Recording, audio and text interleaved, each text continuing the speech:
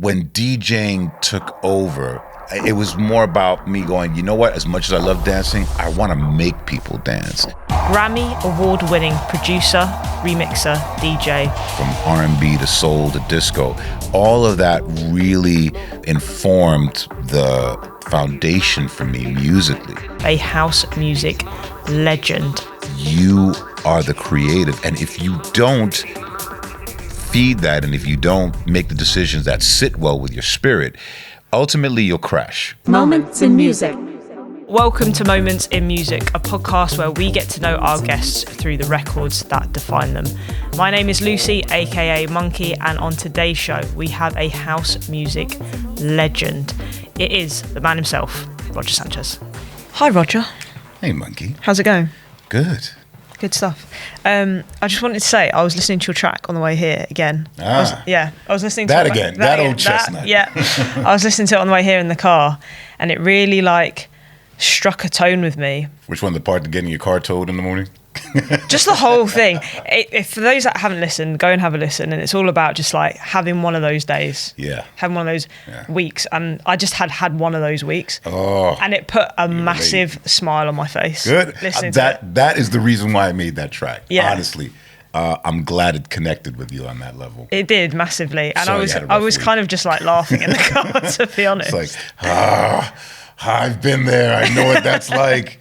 Damn it, gotta get my car back from the tow. Exactly. Was that track born out of one of those weeks? You know, it's funny. That track really came about. Actually, I started creating it 18 years ago. No way. And I released it originally on my second album, Come With Me, in 2006. And it was one of those tracks as I was doing the album that I kind of wanted to shift gears in the album. And the thing that I like about doing album projects is, although they take a while to kind of get to, they're a bit of a journey. And I was like, this is all really serious on this album, like proper house tracks and songs and so on and so forth. So I kind of wanted something that had a bit more levity in it, but also personal. So some of the things that have happened that I talk about, some happened to me, some happened to mates of mine, and some I just kind of made up a scenario.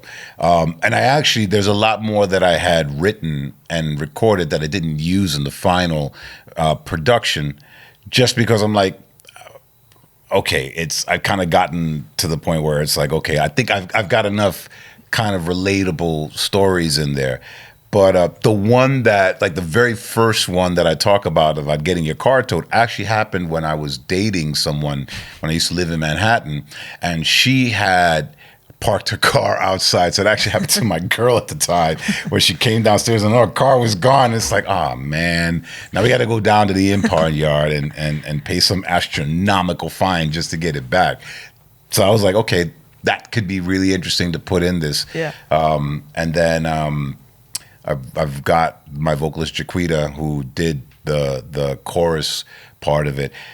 It just here we go again. The we go up, down. And what was interesting is that I didn't think it would connect. And when I released it, then it was cool. It had a kind of a cool club thing. The beats were kind of tribal. Yeah. That Latin influence, which is kind of very prevalent in a lot of the tracks of the album. But it's like one of those tracks. It's like, oh, cool, I did it. It's done. Right. It's out. 17 years later, total surprise that it blew up. And honestly, there's a couple of people like this guy, Mahmoud Orhan, who's a Turkish DJ. He's really, really big out in Turkey. He made that track his signature track. Right. And I've been hearing it kind of come back over the past couple of years, some Brazilian DJs had done their own bootleg version of it, and I told my team, I'm like, something's happening with this one. I don't know what's going on. It's one of those tracks that, I know the tracks of mine which were big, which kind of still are kind of in the general playing public, and we've remixed. I'm like, we might have to do something with this one. And then he was posting it and there was one post that got like 60 million views. Mad. It's mental. Yeah. And then out of nowhere, after that went viral. So I was like, okay, I think I got to re-edit the original, because the original version, and particularly the part where I go, don't even bother to explain yourself because I don't want to hear it. Just get your shit and go. Yeah. That's the part that, for whatever reason, seems to connect. And yeah, so sorry you had a rough week. No, I mean, I'm glad to put a smile on your face. Yeah, put a massive smile on my face. And what like a cool story to have its resurgence like so many years later and so unexpected. I think it just attests to the fact that good music has no timestamp, and you never know what's going to connect when it's going to connect. So for me, that was a big lesson, because there are some tracks that I have that are sitting in my drives, and tracks that I've done where I'm like, I'm not so sure about that. Let me come back to that. And it's when you get to a point where you're like, you feel like, okay, this is cool, just put it out in whatever plan you have, because you never know when things are going to connect. Sometimes they need to sit and kind of live and pick and choose their moments when they're going to connect with people. The fact that social media is changing the way people consume music has changed already, but it's really changing the way the industry works, and more importantly, what connects with people. So it's kind of like, we used to judge the success of the quote unquote success of a track or how it's done when it was released. And I kind of go more by like what Prince used to say, the success of an artist is when you've actually finished and completed the piece of music. That's a success as an artist.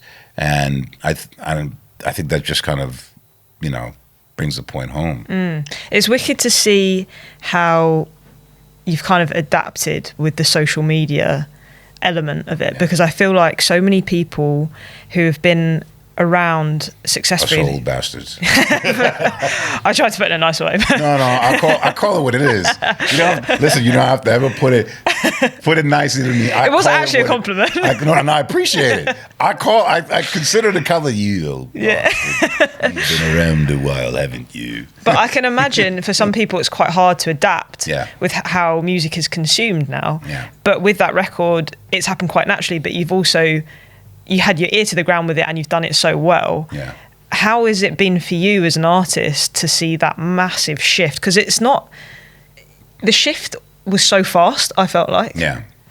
The thing with me is I've always liked to be on the edge and the front when it comes to technology. I'm very tech head when it comes to equipment.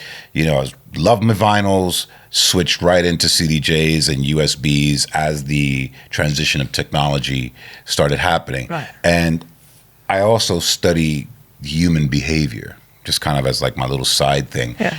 It just helps me to understand how people are going to connect with my art in terms of when I make something.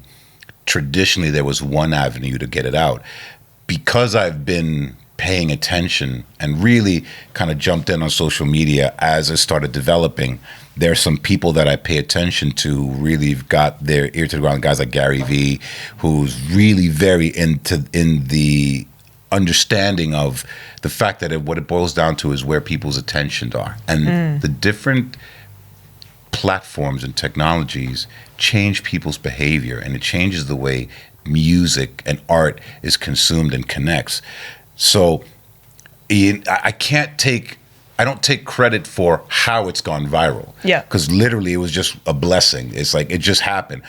But what I have done is I embrace all of these things and I try to utilize it and then just kind of have fun with it. Yeah. I think people forget to have fun. Yeah. And it's like the longer I've been in this industry, the more I've remembered, this is about having fun. Yeah. Great. We got bills to pay. It's serious business when the business side of it, but the core of it, it's kind of like not losing that child. Yeah. And I really worked hard at not losing my inner child when it comes to appreciating and being a nerd. Because I'm a nerd.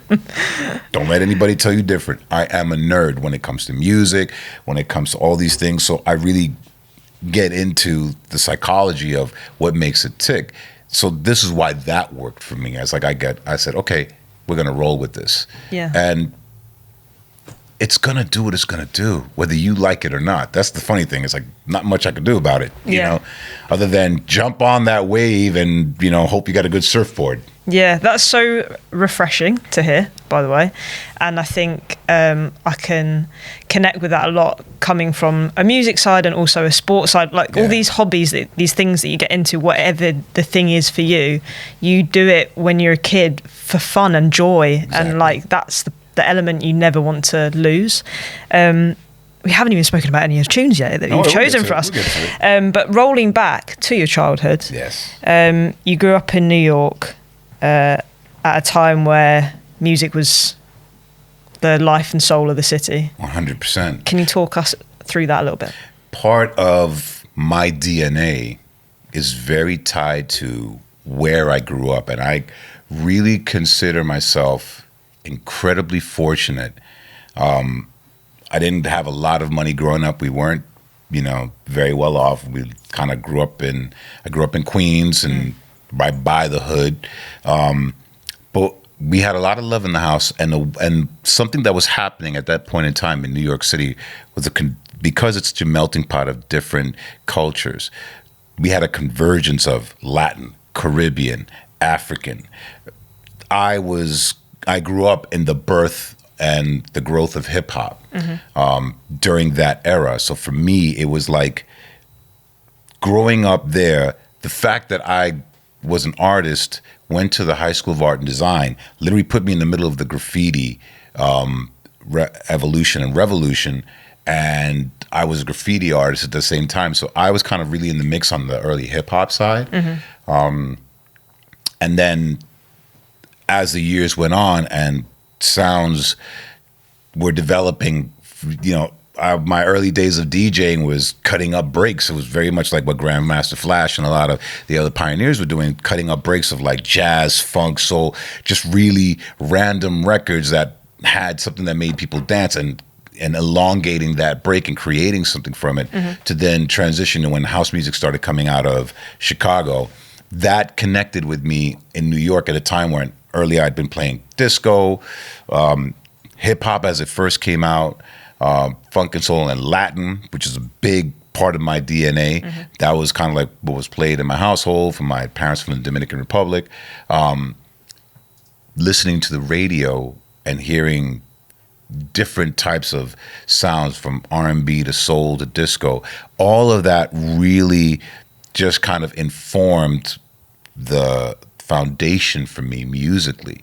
I was a break dancer at that point in time too when I was in high school. So I was really kind of in the center of that world, and that to me, I'm still a nerd when it comes to graffiti, when it comes to breakdancing. I'm still connected to a lot of guys from like Rocksteady and all these cats that went to my high school that were really world-renowned, became world-renowned breakdancers that championed that movement. Some rappers that came out of my high school, a guy like Pharoah Monch. So all these things kind of were nexus to me in terms of where I kind of came out of. Then as house music started becoming far more prominent for me, I noticed myself buying more house, and I was like really into it. Then I started going to clubs like Paradise Garage, The Loft, as they were really the kind of meccas in New York City for, I guess you'd call it the underground back then. It wasn't something that was really globally known at the time when it first happened. That happened later. And it was really a kind of a mixture of the gay audience, the straight audience, and all of these things really have kind of built and pointed the direction that I'm in now. And it's just really, for me, I just consider myself an incredibly blessed and fortunate person to have been born there at that time, because it could have been a few years earlier, a few years later. That particular moment in time is foundational for a lot of what we do today and what the scene has become. And I don't take credit for it. I'm just happy to be here. You know what I mean? But you can hear all that influence in your music over the years. And your first record, Beatbox, I feel like is a perfect sort of track to choose from that era? So Art of Noise Beatbox, and I still remember buying the vinyl, was such a unique record. And let me tell you, I've struggled to kind of pick a few tracks for today that, because there's so many. Yeah. But I remember the artwork on the cover, kind of like the off-white vinyl. There was another track in there really, which to me, I'm going to put a footnote in, Moments in Love, which was an amazing atmospheric record. But Beatbox to me was kind of foundational for what was the beginning, kind of early days of hip hop. And those beats were influenced by early kind of like, the early hip hop was disco, using Good Times and, from Chic. And it was very disco oriented. Then it transitioned into more drum machine. And I think that Beatbox by Art of Noise just was that pure distillation of weirdness, but then those beats with those big reverbs, and I think he was using Lindrums on that. That became just such a defining moment in sound to those early breakdance, electric boogie days that really, to me, iconicized early hip hop. And that was like when I first started playing that record out, it was like all the breakdancers centered to the floor. We used to have circles where, it'd be whether you'd be out in the park or whether it'd be at, at that point in time, it was like community hall throwing parties, and there'd be the breakdancer circle, everybody's watching. And that was the kind of track that really brought that moment home. I think when people ask the question about, are there any parties that you're too young to go to, but you could go back in time and go to? This era for me is one of them. Yeah. Hacienda in Manchester is probably another one. But this era, whenever I look at videos on YouTube, it just, like going back to the fun thing, it's just so joyous. Yeah. We didn't know what we were doing. Yeah. Here's the thing. Before it becomes mainstream attention and monetized to a certain degree, the initial kind of fumblings of we just want to have fun. That is the essence that really just kind of sparks the creativity. And I think because I was also very young at that point in time, those are my high school days. So I was 14, 15, 16 years old. I didn't know jack. But I knew I had a hell of a lot of fun playing these records and breakdancing in the middle of a circle. And I will tell you, I don't want to say I miss those days, but I look back at them with gratitude because I was like, yeah, I was there. And it was as fun as you think it was. It really was that much fun. Yeah. We had a great time. When did your breakdancing days end? And is there any video footage of this? Well, funny enough. Yeah. Well, here's the interesting thing. You got to squint. I was in the movie Beat Street. No way. Crush Groove. Okay. In the background as a breakdancer. Yeah. Because I was breakdancing at that point in time, and I was auditioning to go in, and I'd be in these party scenes. So there's a scene at the Roxy, but they don't show me dancing. Like, it's just me in the background. I could squint and pause the screen. I'm like, there's my face. But I was in these breakdance movie, and you're talking about thousands of breakdancers in New York City showing up, and in between, we didn't know what the hell we were doing, but in between takes, everybody's battling and stuff like that. I think for me, when DJing took over, it was more about me going, you know what, as much as I love dancing, I want to make people dance. So really, I transitioned out of it the more time I started spending on vinyl and kind of getting my technique down. And then rather than working out, what's the next move I'm going to make? And because I was more like electric boogie, popping, locking, that was kind of my thing. Yeah.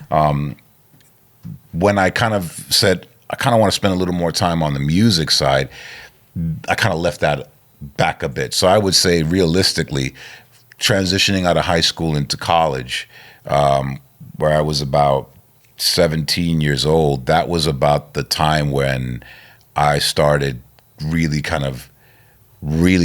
I stopped breakdancing pretty much completely, and just went straight into the DJing side of things. That must have given you a little bit of an upper hand, though, because you've seen both sides of the coin, right? It's what drove me to DJ was being on the dance floor, right, and saying, I had so much fun here, but the guy that's playing right now is creating this atmosphere. And then I was kind of like, I kind of want to do that. I kind of want to see what it's like on the other side. I know what's going down over here. Now, how can I create that?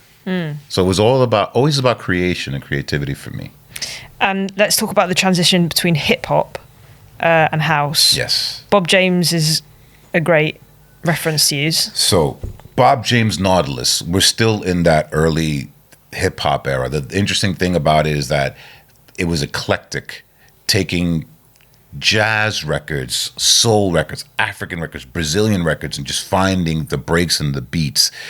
Bob James, to me, as someone who loves music, not just for the scene, but just as a lover of music, I'm a total fan of all of his albums, all of the music he creates. As a keyboard player, just the freedom that he had and these interesting transitions and these really atmospheric chords and the sounds he was getting, releasing all these records out on CTI Records. And I was like, it's a jazz album.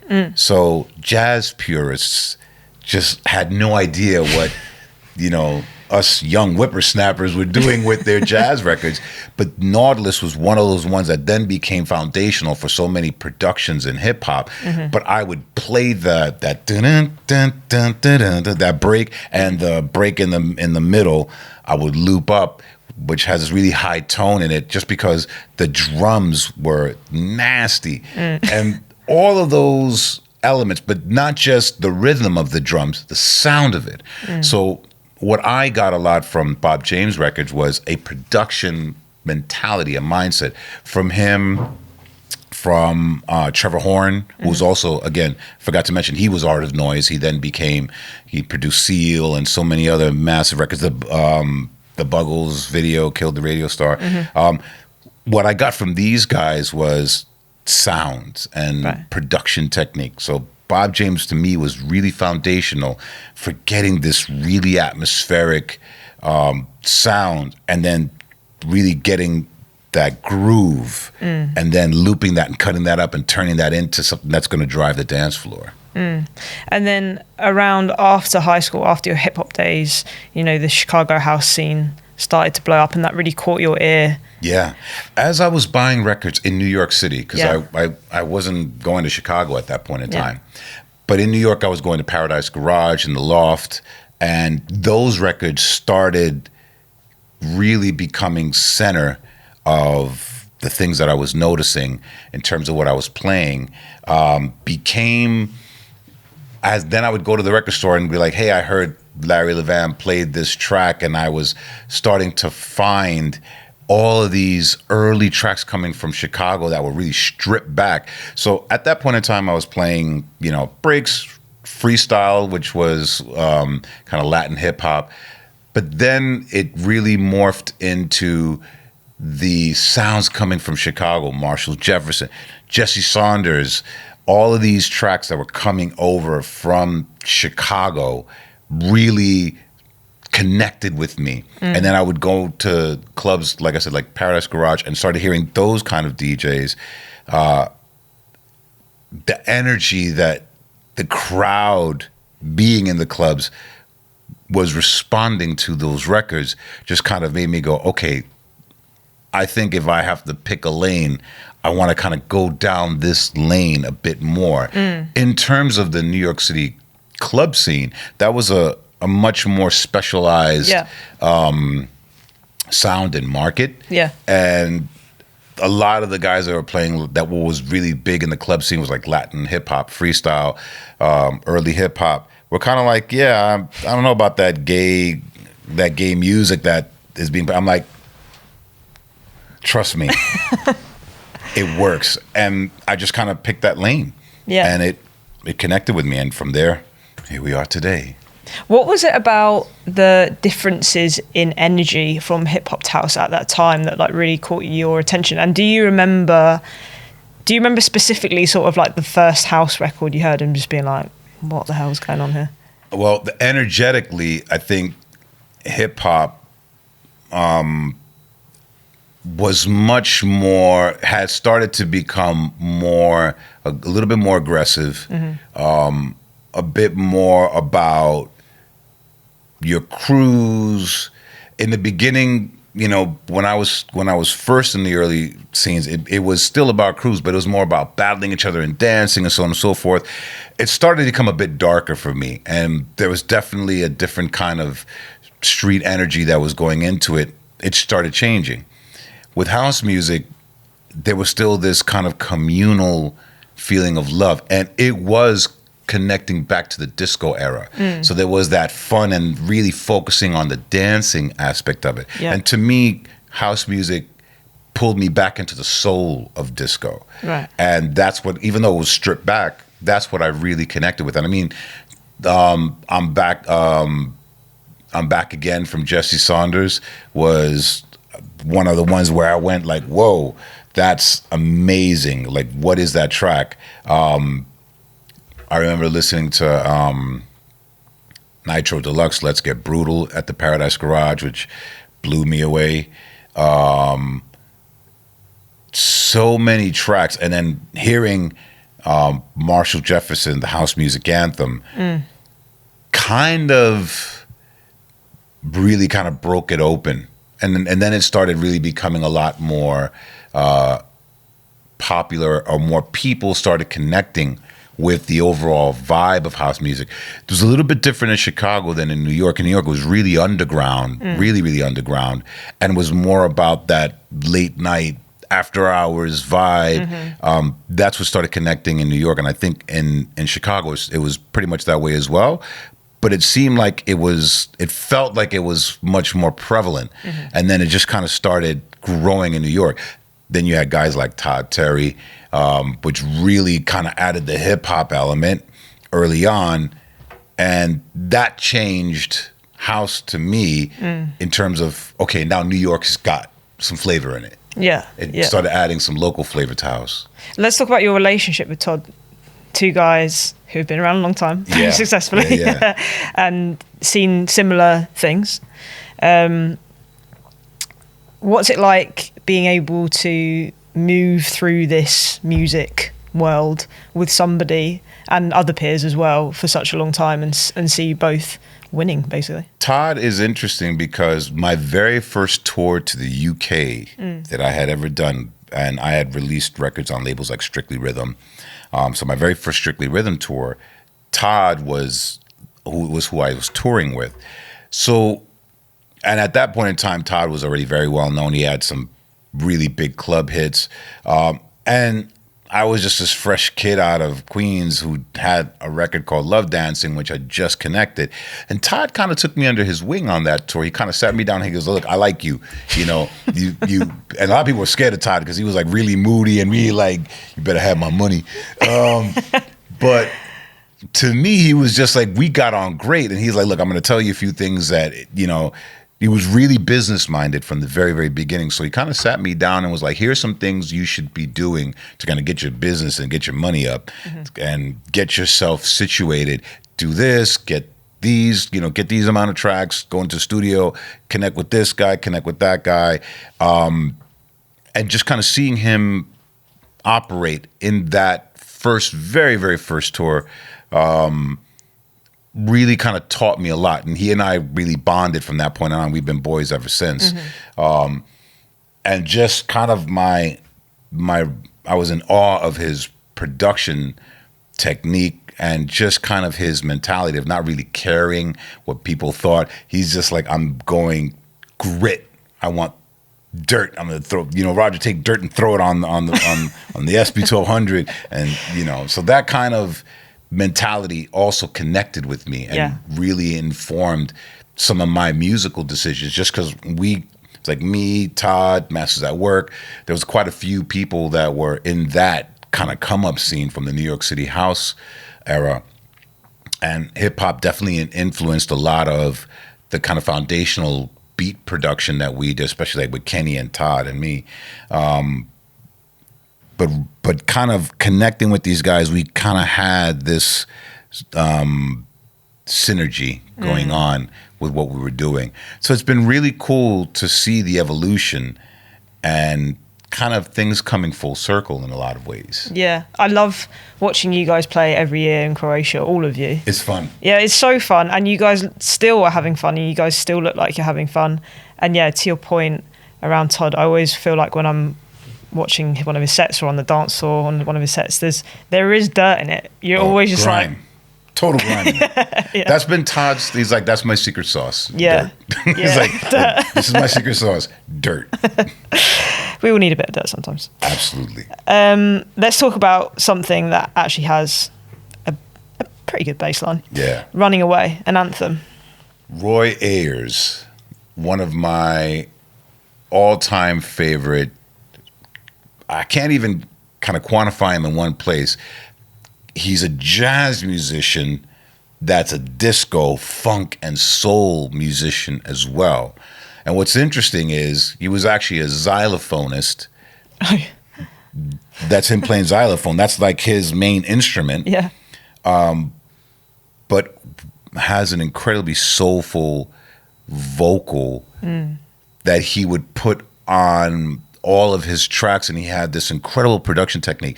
Running Away specifically was one of those tracks that I had heard at the Paradise Garage and also at the Loft. That once that snare roll, that doom, that bass line, so funky. That became one of my staple tracks to play in my sets. So there were a few kind of disco tracks that were always in my sets, even in the house sets, especially in New York, because we would mix a lot of disco classics into our house music sets. That one was a New York favorite. And it was interesting because when you go back into the Roy Ayers catalog, there are really kind of groundbreaking tracks like Everybody Loves the Sunshine, Sweet Tears, and some really early jazz tracks that you could track the kind of growth and the transition and the movement of time that this particular artist has done. So that also kind of informed me in understanding on how to stick true to your core and your roots, but move through time and let it inform you. It affects you, but it also can inform your musical and creative decisions. So that's one thing that Running Away taught me, especially kind of looking through the discography and going, okay, it's okay to move and it's okay to shift and it's okay to change. And just as a foundational club record for me, it's all about the bass line and the groove on that track. Yeah. That is just one of those bass lines it's like you have no choice but to dance when you hear that doom doom doom doom doom doom doom doom doom.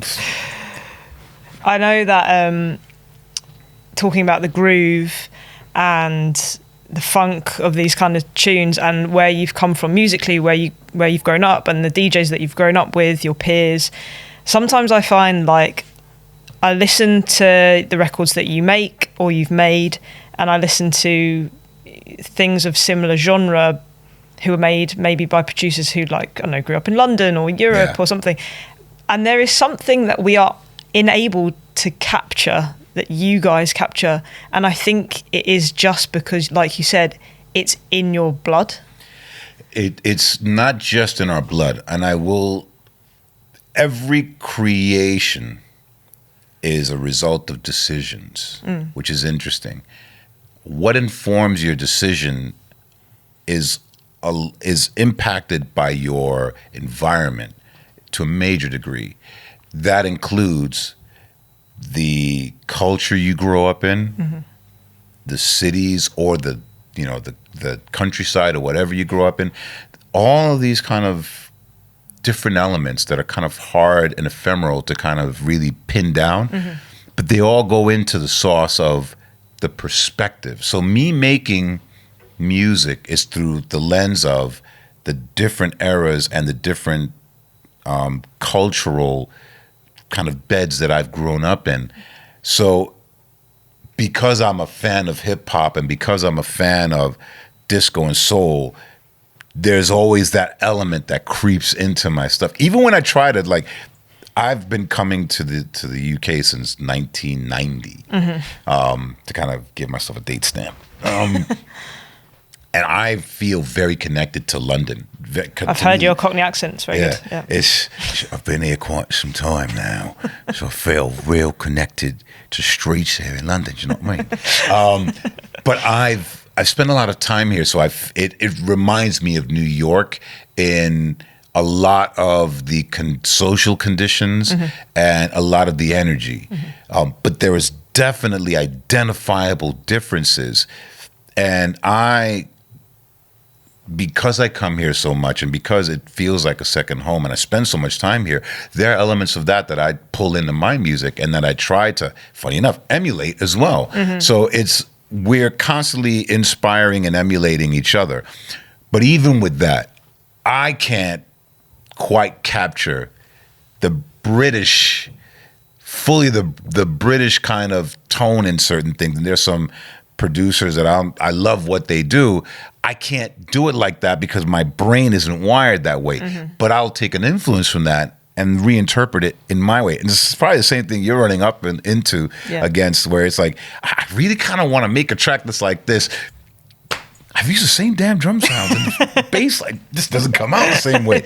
And it's because your lens is really formed by your environment. So as having that UK environment is going to always shape it. And I just learned to accept it and kind of appreciate it. Yeah. And I guess that is everyone's secret sauce, isn't it? Is their environment, their music. Their perspective. Yeah. We cannot talk about moments in music without mentioning Another Chance, of course. For me personally, this record, I was 10 when this record came out, 2001. Wow, now I'm feeling was real it? Yeah, sorry. But I remember actually the first time I heard the record was when I watched the video at the same time. Yeah. On TV. I can't remember what it was, MTV or something. Probably MTV. Yeah, probably MTV. And I remember that press run. It was the first music video that was really like emotive for me as even as a 10-year-old, and I remember connecting with it visually, but also, you know, the feel of it as well. And I remember, you know, the heart getting smaller and getting bigger, and that video is just burnt into my memory so fondly. And obviously that track, you know, went #1 here and all over the world. You know, the interesting thing about that was the last track, quite literally the last track I had done for the album. When I first started working on the album, I had been signed to Sony. They had a dance department. And it was one of those ones where I had no demos. They were like, hey, we want to sign you and do an album. I'm like, okay. Sometime between starting the album and finishing the album, the Sony dance department collapsed, which is when Simon Dunmore, who was a really good friend of mine who I'd befriended over the years, he had started Defected at that point in time. And he's like, you know what? I'll be happy to take over the project. And I'm like, great. At least I trust you. I know. I know who you are, and I know what your motives are. So I feel like there is actually much more connection here. So it was important. That's a very important kind of pivotal moment in making this, getting to Another Chance. So as I'm doing the project, the last track that I'm working on the album, I'm like, you know what? This album, I feel like it needs an underground track. Totally, you know, another example of how I've learned to kind of let go. That was one of my first indications, like, whatever you think it's going to be, it's going to do its own thing. So I literally I had gone to Montreal record shopping. Everywhere I'd go, I'd try to take my time when I was in Japan or whatever, go to vinyl shops, buy vinyl. So at that point in time, it was all vinyl. And I remember buying all these old tracks and all these old records and kind of really going beat diving. That was like one of my things. And Kenny Dope and I used to do that a lot. I was in Montreal and I picked up the Toto album. And I just remember the song Africa, which was one of my favorite tracks from Toto. And so as I'm working on my album and I'm skipping through kind of samples to snag, I find the intro of a ballad they did called Never Let You Down. or Never Let You Down Again. And I just, that line, if I had another chance tonight, I try to tell you that the things we had were right, just felt really melancholy and bittersweet. And then I just said, okay, cool. And I started producing the track around it. And what I managed accidentally to get was this euphoric aspect with the bass line and this kind of real small production details, but still keep that really emotional, melancholy lyric that I kind of built the track around. And that became Another Chance. Gave it to Simon, handed it in, album's all wrapped up, drops the album. There were 2 singles that had dropped before then. One was I Never Knew, though I was still on Sony. And then when Simon took over, the first one he released was Another Chance. We got together with this video director called Philippe, and he had a concept which immediately connected to me. He's like, this is what the track makes me feel like. It's like your heart's getting bigger and smaller. So I was like, this is wonderful, great concept, whatever. Had no idea what it was going to do, except when I played it at one of my sets, at that point in time, was Pacha in Piccadilly, when they had it, Piccadilly. And I remember playing it, and it was a test pressing of that song. 4 girls came up to me through the course after I played the track. What is that song? And I'm like, oh, interesting. Makes the girls come up and talk to me.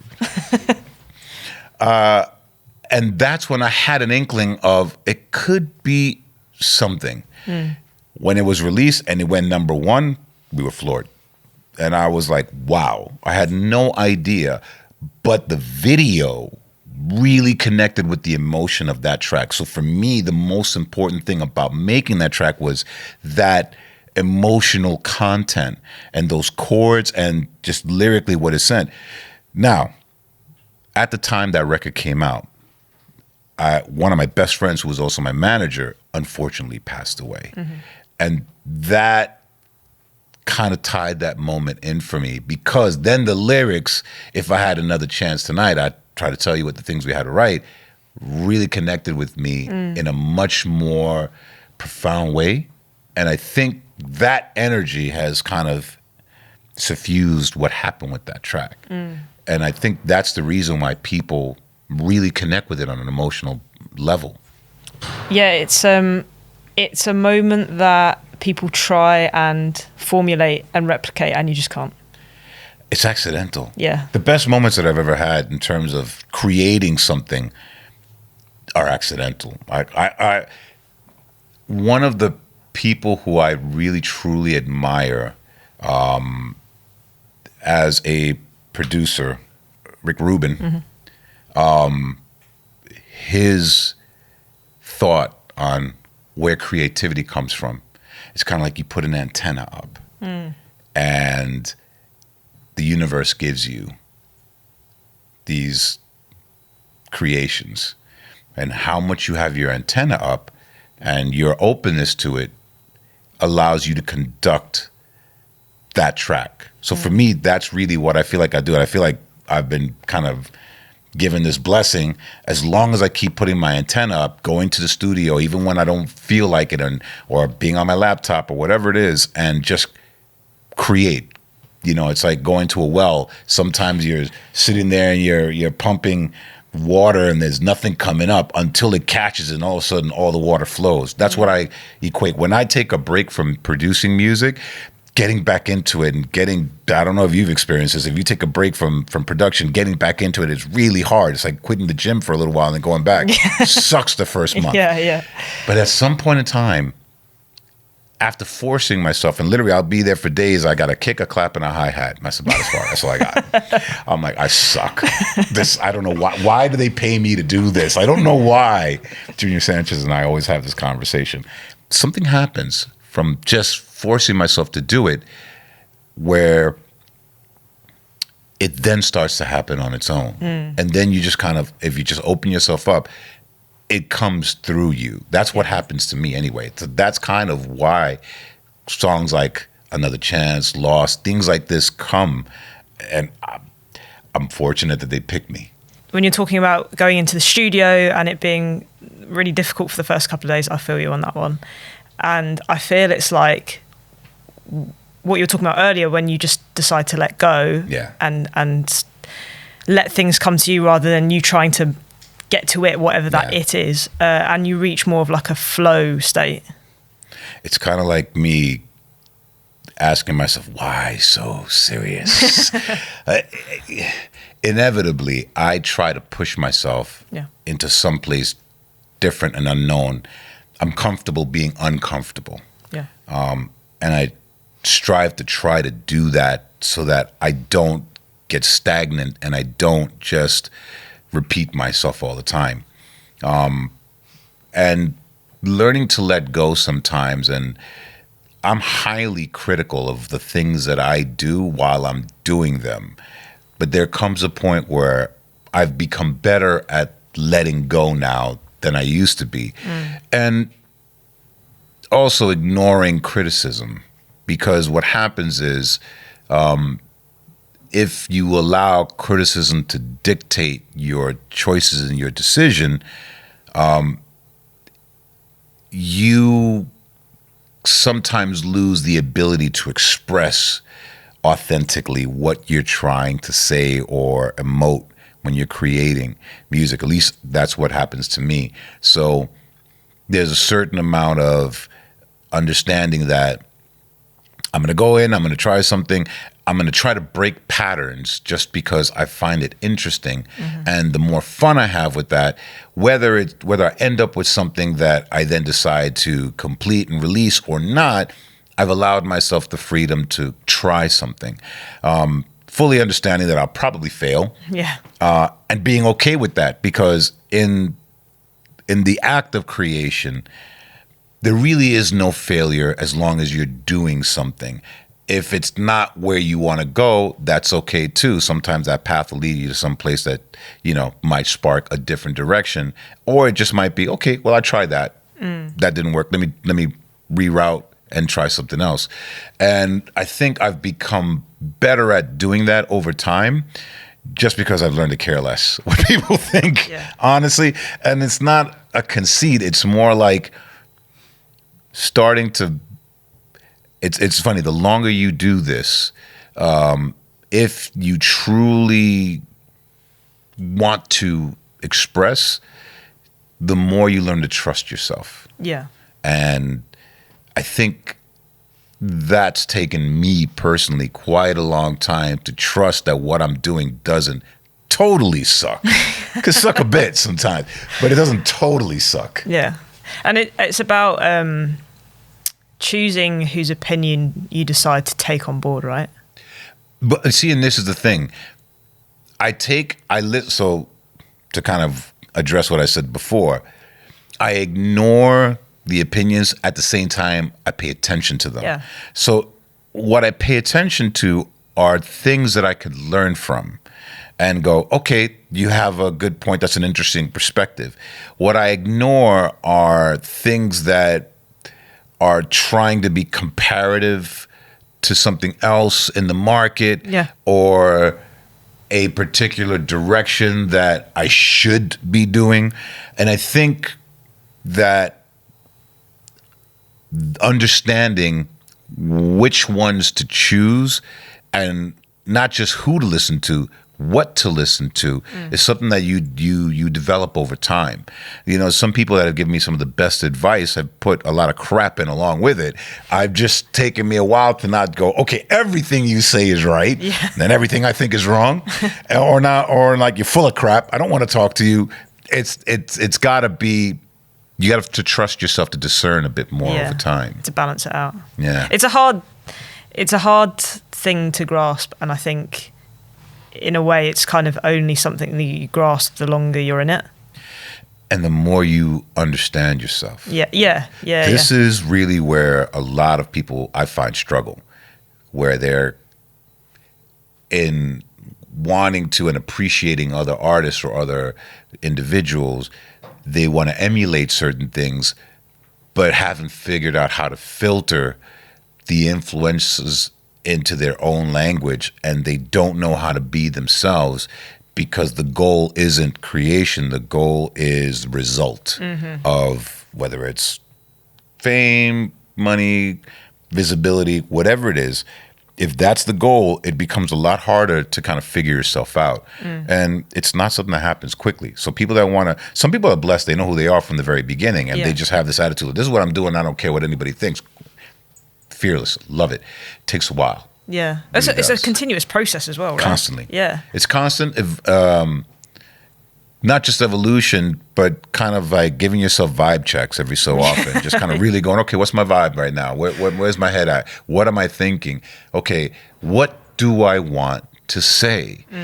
Sometimes I struggle with that. Yeah. I don't have anything to say today.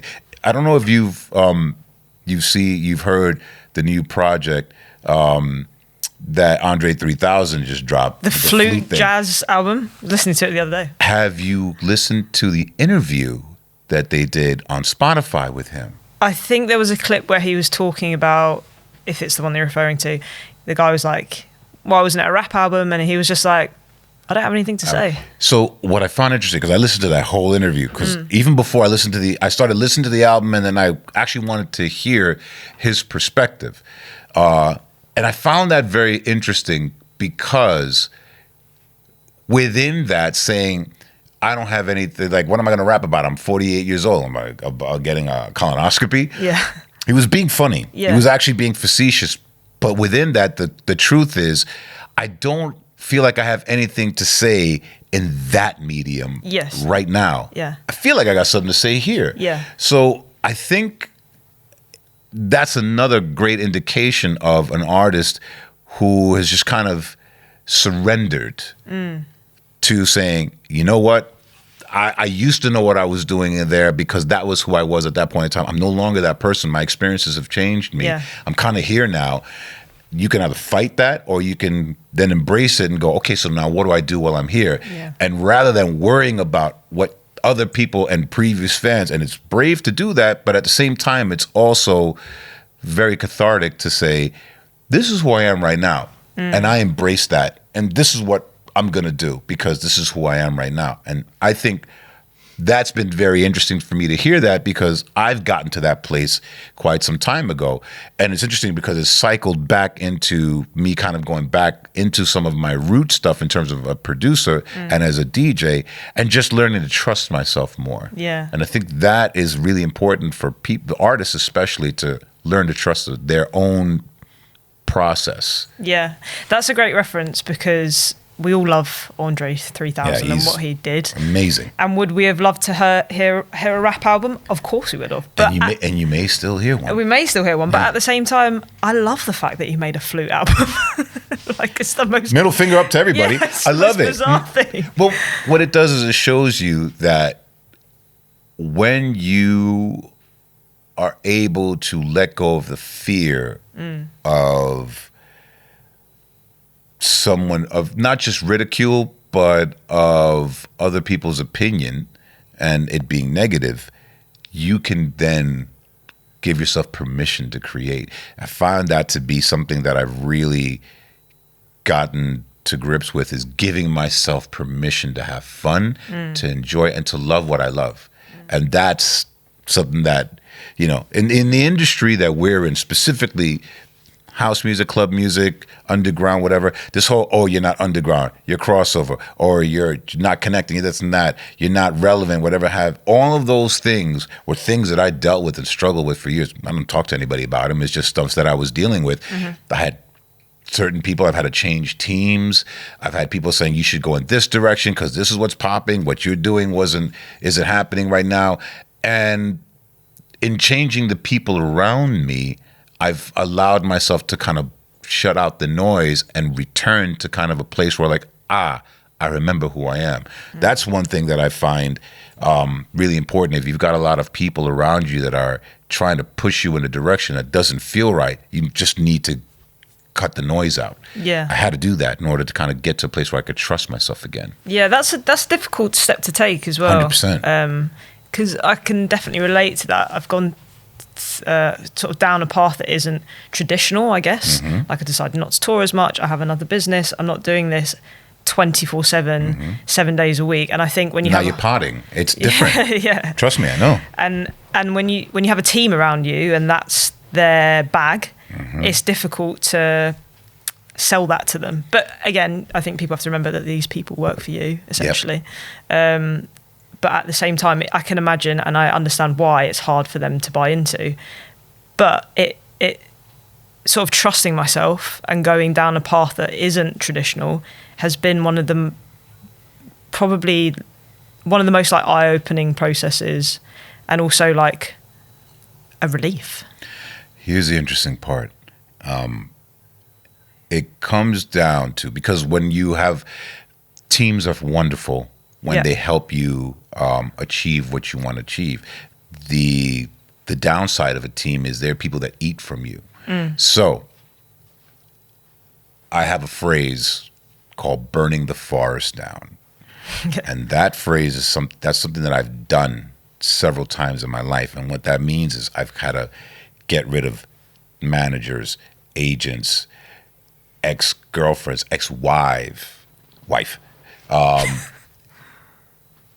people that were in my ecosystem who wound up being counterproductive to my mental health because they were concerned more about their ability to extract value for themselves within what I was doing and not really resonating with where I was going. And so I've burnt the forest down to the ground and then used the ashes to reseed and regrow my forest several times in my life.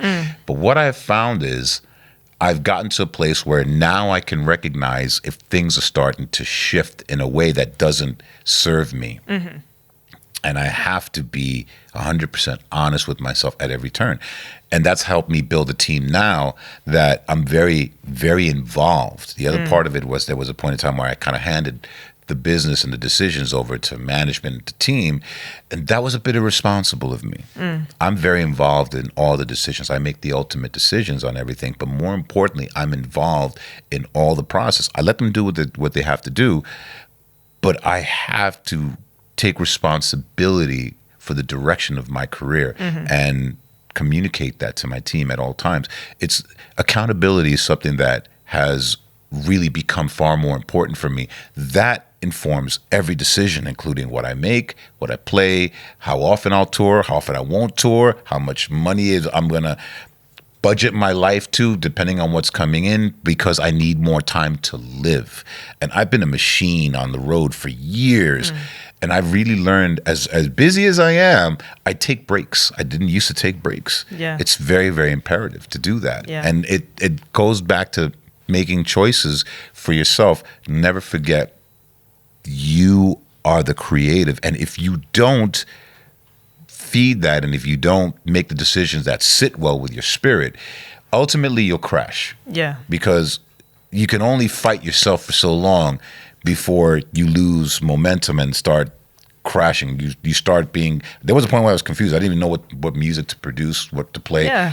It's the worst thing looking at your records that you used to feel like that's my best friend, or looking at your playlist, you're creating, that's my best friend. I know what I'm doing. And then looking at it like it's an alien. Like that happened to me where I was looking at my music going, I don't know what to play. I don't know what to say. I have nothing to say. That's a scary place to be. Go make a flute album. And literally, it's what kind of the noise that was around me was creating that confusion. So you gotta block the noise out. That's really insightful and really interesting. And we're going to end on a curveball. Yes. You've chosen The Clash. Yes. Talk us through this record. British music.